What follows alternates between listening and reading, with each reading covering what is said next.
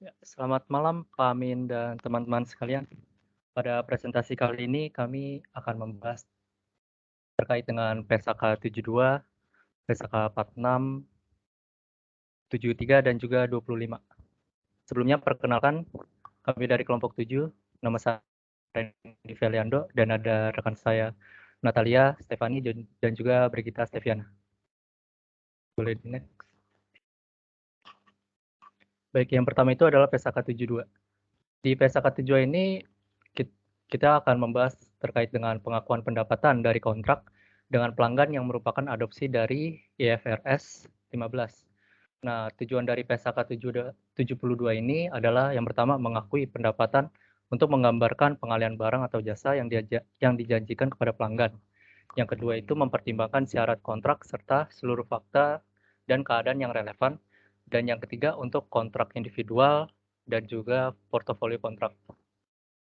Boleh di next.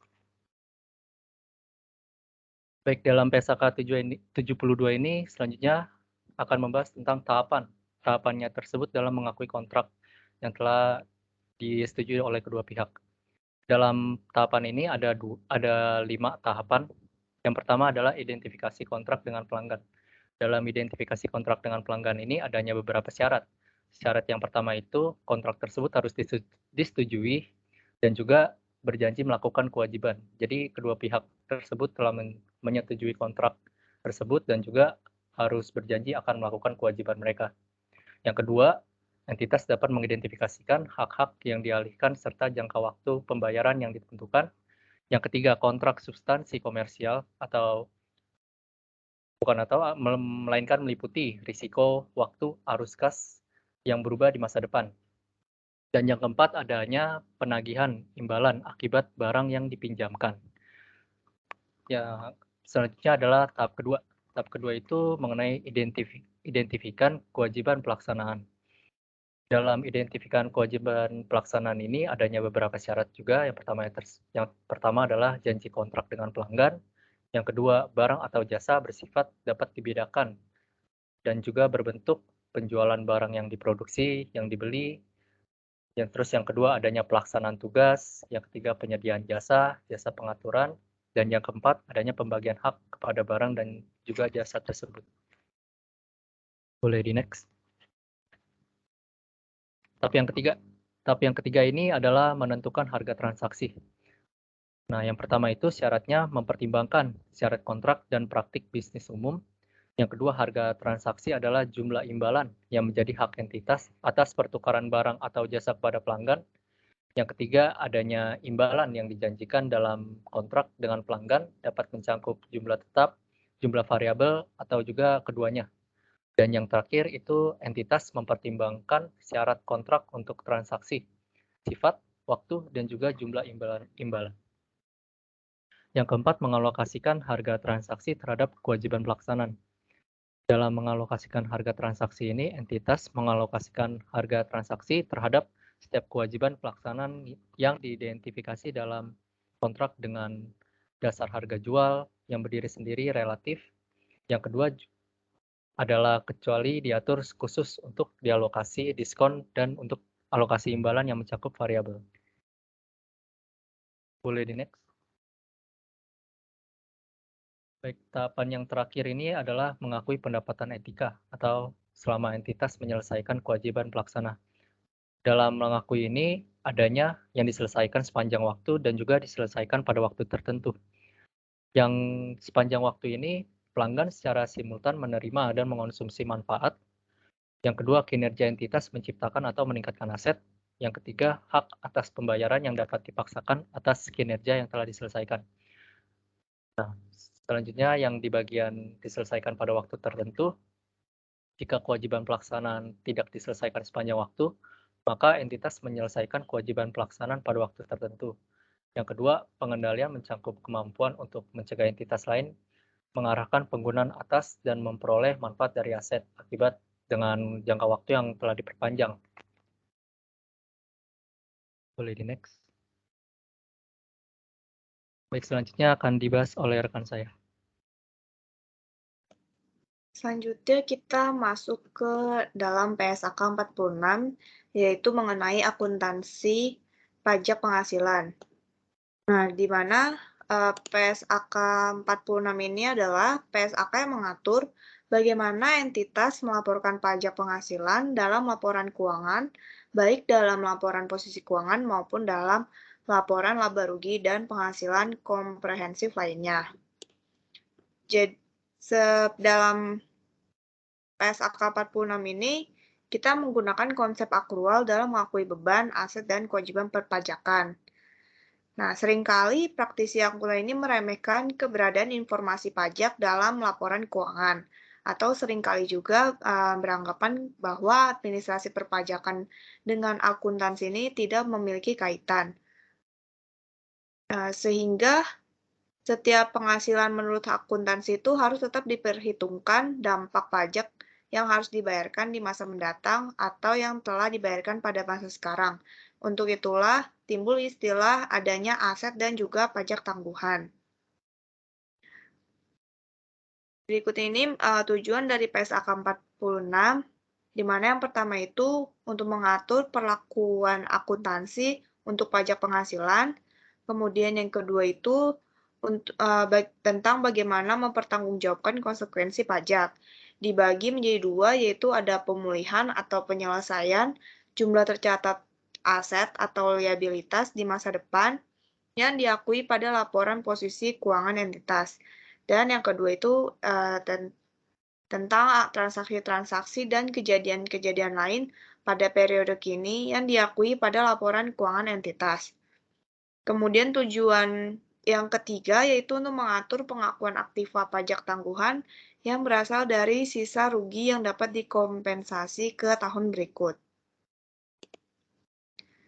Nah, ini beberapa definisi yang terdapat dalam PSAK 46, yaitu ada aset pajak tangguhan, di mana aset pajak tangguhan itu adalah jumlah pajak penghasilan yang dapat dipulihkan pada periode masa depan sebagai akibat adanya tiga kejadian, yaitu yang pertama ada perbedaan temporer yang boleh dikurangkan, ada juga akumulasi rugi pajak yang belum dikompensasi, dan yang terakhir ada akumulasi kredit pajak belum dimanfaatkan dalam hal peraturan perpajakan mengizinkan, di mana aset pajak tangguhan ini itu terjadi jika laba pajaknya itu lebih besar daripada laba akuntansi.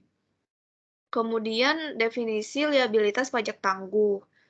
Tangguhan adalah jumlah pajak penghasilan terutang pada periode masa depan sebagai akibat adanya perbedaan temporer kena pajak. Liabilitas pajak tangguhan ini terjadi jika laba akuntansi itu lebih besar daripada laba pajak.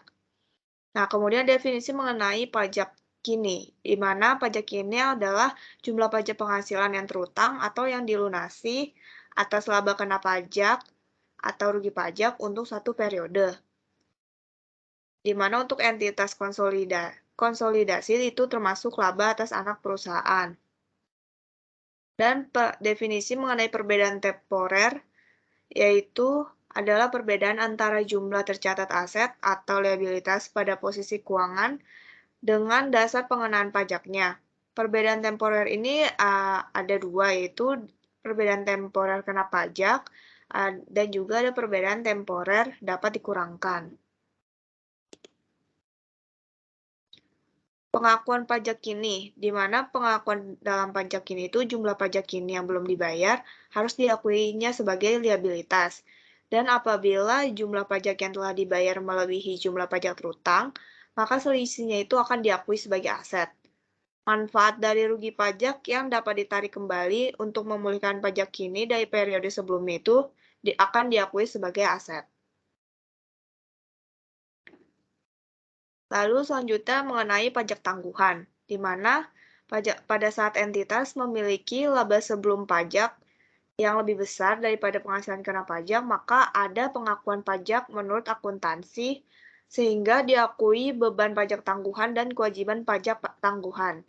Kemudian pada saat entitas memiliki laba sebelum pajaknya kurang dari penghasilan kena pajak, maka pajak yang dibayarkan akan lebih besar daripada laba menurut akuntansi, sehingga akan diakui aset pajak tangguhan dan manfaat pajak tangguhan. Perusahaan yang memiliki kerugian, maka dapat dikompensasikan di masa mendatang dan manfaat tersebut diakui pada saat kerugian tersebut terjadi, di mana aset pajak tangguhan dan manfaat pajak tangguhan. Aset pajak tangguhan direview untuk memastikan bahwa manfaat di masa mendatang akan diperoleh oleh entitas. Selanjutnya saya akan membahas tentang PES-AK 73. Jadi di dalam PES-AK 73 itu akan membahas tentang sewa atau yang lebih kita kenal sebagai leasing. PES-AK ini mulai aktif dari tanggal 1 Januari tahun 2020 dan merupakan PES-AK pengganti dari PES-AK 30. Next. Nah, secara umum di PES-AK 73 ini terdapat 3 poin. Yang pertama itu, sewa yang lebih dari 1 tahun diakui sebagai aset dan liabilitas. Yang kedua, aset atau right of use asset atau bahasa Indonesianya itu hak aset guna diartikan sebagai nilai kini dari pembayaran sewa yang disajikan sebagai lain tersendiri dalam posisi keuangan. Lalu yang poin ketiga adalah tambahan pengungkapan dalam posisi keuangan dan laporan laba rugi komprehensif. Lalu karena di sini bahas sewa menyewa berarti kan ada pihak penyewa dan juga pihak yang menyewakan. Pihak penyewa tadi itu disebut dengan lesi dan pihak penyewa adalah lessor. Next. Lalu di sini ada ruang lingkup dari PES-AK 73. Yang pertama itu mengatur seluruh sewa termasuk sewa aset hak guna dalam subsewa kecuali yang pertama ada sewa dalam rangka eksplorasi atau penambangan mineral, minyak, gas alam, dan sumber daya serupa yang tidak dapat diperbaharui. Karena yang mengatur itu ada PES-AK tersendiri yaitu PES-AK 64. Lalu yang kedua ada sewa aset biologis yang terdapat pada PES-AK 69. Lalu ada perjanjian konsensi jasa yang diatur dalam ISAK 16. Lalu ada lisensi kekayaan intelektual yang diatur dalam PES-AK 72. Dan yang terakhir adalah hak yang dimiliki oleh penyewa dalam perjanjian lisensi yang diatur dalam PES-AK 19 untuk item seperti film, rekaman video, karya panggung, manuskrip, hak paten, dan juga hak cipta. Lalu ruang lingkup yang kedua itu adalah bersifat opsional sewa atau sewa hak tak berwujud selain yang diperkenankan namun tidak disyaratkan untuk menerapkan PES-AK 73. Nah, untuk masa sewa PES-AK 73 ini itu tidak dapat dibatalkan. Tapi kalau misal masa sewanya udah berakhir itu bisa memilih mau diperpanjang atau diberhentikan sesuai dengan kondisi yang ada. Next. Lalu kita akan membahas tentang hal-hal yang berkaitan dengan akuntansi. Kita bahas dari sisi penyewanya terlebih dahulu. Jadi sewa ini diakui pada tanggal permulaan dengan mengakui hak guna dan liabilitas sewa. Lalu untuk pengukuran awal hak guna itu pada tanggal permulaan mengukur hak aset sewa guna pada biaya perolehan.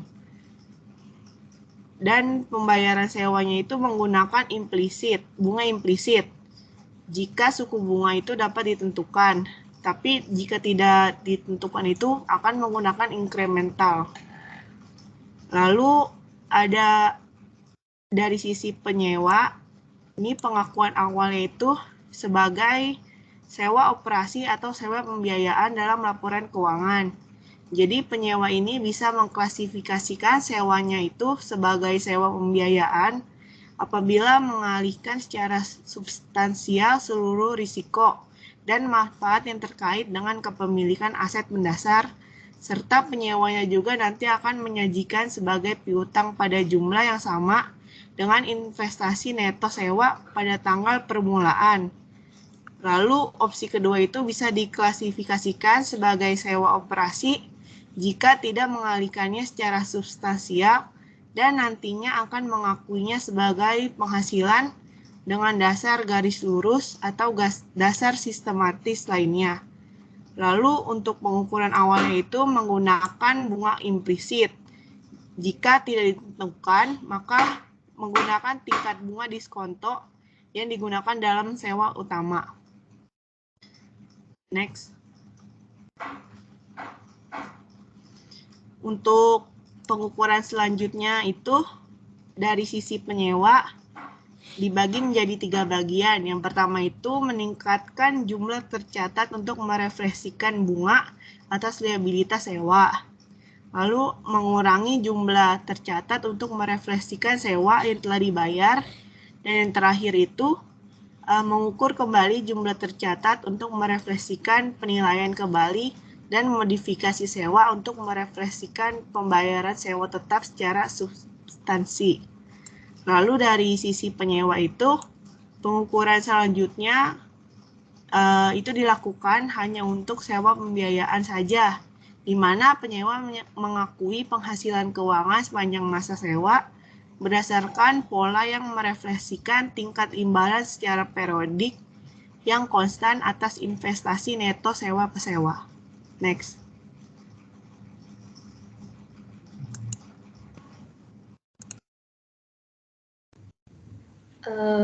Baik, yang selanjutnya ini adalah PSAK 25, yang dimana PSAK 25 ini digunakan dalam pemilihan dan penerapan kebijakan akuntansi.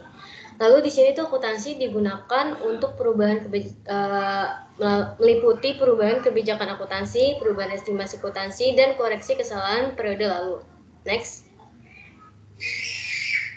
Yang pertama di sini kita akan membahas tentang kebijakan akuntansi. Kebijakan akuntansi adalah suatu prinsip, dasar, konvensi, peraturan, dan praktik yang dimana diterapkan entitas dalam penyusunan dan penyajian laporan keuangan. Nah, di kebijakan akuntansi ini akan mempengaruhi pengakuan, pengukuran, dan penyajian atas elemen seperti aset, liabilitas, ekuitas, pendapatan, dan beban pada laporan keuangan. Next. Nah, dalam kebijakan akuntansi ini, kebijakan akuntansi yang dipilih oleh entitas itu harus dapat menjelaskan beberapa poin. Yang pertama itu pengakuan, yang kedua pengukuran, yang ketiga penyajian. Di dalam pengakuan ini, kita harus sebagai entitas itu harus dapat menjelaskan kapan dan kondisi seperti apa yang diakui. Lalu dalam pengukuran itu berapa banyak yang diakui. Lalu yang ketiga adalah penyajian, bagaimana disajikannya sebuah kebijakan akuntansi yang tertera dalam laporan keuangan. Next.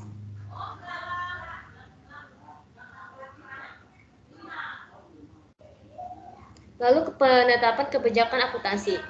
Dalam penetapan kebijakan akuntansi ini terdapat dua jenis. Yang pertama itu PSAK spesifik dan yang kedua tidak adanya PSAK secara spesifik. PSAK spesifik ini ketika suatu PSAK secara spesifik berlaku untuk suatu transaksi yang dimana kebijakan akuntansi yang diterapkan untuk pos tersebut menggunakan PSAK yang tertera. Lalu yang kedua tidak adanya PSAK spesifik, di mana tidak adanya SAK yang secara spesifik. Manajemen di sini menggunakan pertimbangannya dalam mengembangkan dan menerapkan suatu kebijakan akuntansi yang menghasilkan informasi yang relevan dan andal. Biasanya di sini tuh informasinya itu harus disajikan secara jujur, yang dimana dia tuh mencerminkan substansi ekonomi, netral, pertimbangan, sehat, dan lengkap. Next. Selanjutnya kita di sini akan membahas tentang estimasi akuntansi. Estimasi akuntansi itu apa sih? Estimasi akuntansi adalah suatu estimasi entitas yang dimana dapat mempengaruhi elemen-elemen yang terkandung dalam laporan keuangan. Nah, dalam estimasi akuntansi ini harus melibatkan pertimbangan entitas berdasarkan informasi yang terkini yang dimana telah tersedia dan dapat diandalkan. Banyak hal yang mempengaruhi elemen-elemen dalam laporan keuangan yang tidak dapat diukur secara akurat, namun hanya dapat diestimasi karena ketidakpastian yang melekat pada aktivitas bisnis. Nah, penggunaan estimasi di sini tuh bersifat reasonable, yang dimana tuh bersifat penting dalam penyusunan laporan keuangan tanpa mengesampingkan keandalannya. Next. Lalu selanjutnya adalah perubahan estimasi akuntansi. Estimasi di situ melibatkan pertimbangan berdasarkan informasi terkini yang tersedia dan andal. Jadi, estimasi itu mungkin perlu direvisi jika terjadi perubahan keadaan yang menjadi dasar estimasi atau akibat informasi baru atau tambah pengalaman. Nah, perubahan estimasi akuntansi di sini adalah penyesuaian jumlah tercatat aset atau liabilitas atau jumlah pemakaian periodik aset yang berasal dari penilaian status kini dan ekspektasi manfaat masa depan dan kewajiban yang terkait dengan aset dan liabilitas. Lalu yang kedua, perubahan estimasi akuntansi di sini itu dihasilkan dari informasi-informasi baru atau perkembangan baru. Oleh karena itu, di sini itu bukan dari koreksi kesalahan. Next. Lalu yang selanjutnya adalah pengungkapan perubahan estimasi, yang dimana tuh entitas mengungkapkan sifat dan jumlah perubahan estimasi akuntansi yang berdampak pada periode berjalan atau telah diperkirakan akan berdampak pada periode mendatang, kecuali pengungkapan dampak pada periode mendatang tidak praktis untuk mengestimasi dampak tersebut. Jika jumlah dampak pada periode mendatang itu tidak diungkapkan karena estimasinya tidak praktis, maka entitas itu dapat mengungkapkan fakta tersebut. Next.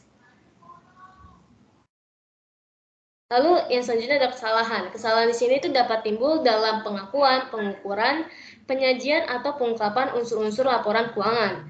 Nah, laporan keuangan yang tidak sesuai dengan PSAK jika mengandung yang pertama itu kesalahan material atau yang kedua tidak bersifat tidak material atau yang disengaja untuk mencapai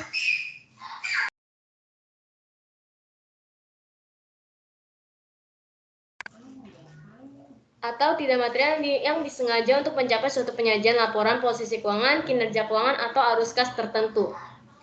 Nah, selanjutnya di sini kesalahan periode lalu. Kesalahan periode lalu adalah kelalaian mencantumkan dan kesalahan dalam mencatat dalam laporan keuangan entitas untuk satu atau lebih periode lalu yang timbul dari kegagalan yang digunakan biasanya itu menggunakan atau kesalahan penggunaan informasi yang andal, yang dimana tersedia ketika penyelesaian laporan keuangan untuk periode tersebut, yang dimana secara rasional diharapkan dapat diperoleh dan dipergunakan dalam penyusunan dan penyajian laporan keuangan.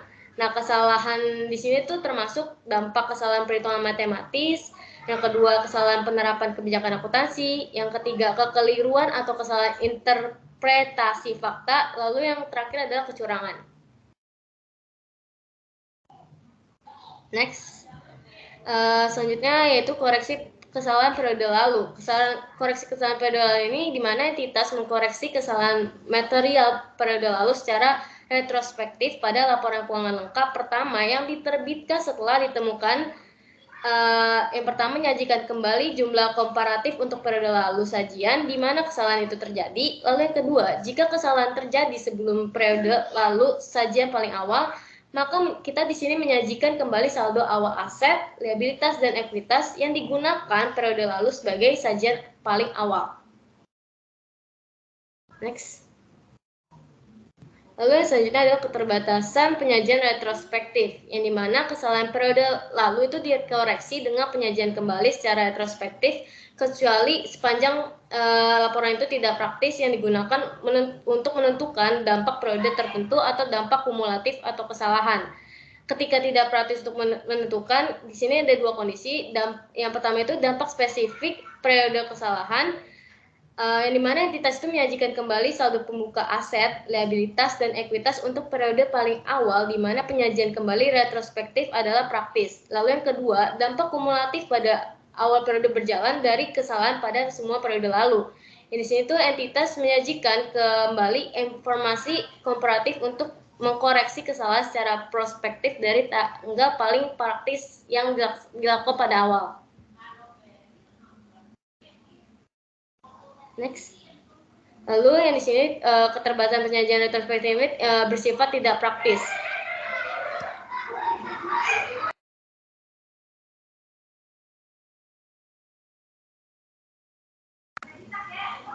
Yang dimana penerapan suatu pengaturan adalah tidak praktis ketika entitas tidak dapat menerapkannya setelah seluruh usaha rasional dilakukan.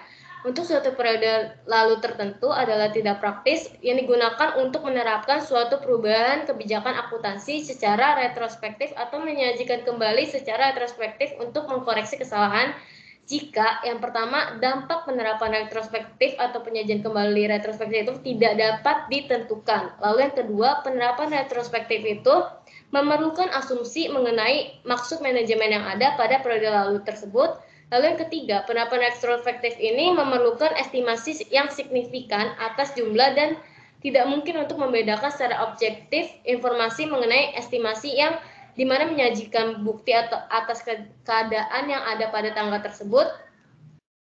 Lalu yang kedua, akan tersedia ketika laporan keuangan periode lalu disahkan untuk diterbitkan dari informasi lain. Next. Lalu dari tadi kan kita membahas selalu mengungkit tentang tanggal efektif. Nah, tanggal efektif di sini adalah suatu tahun buku yang dimulai pada atau setelah tanggal 1 Januari 2011. Di mana menggantikan PSAK 25 tahun 1994. Next. Sekian dari presentasi kami. Mohon maaf jika ada salah kata. Terima kasih.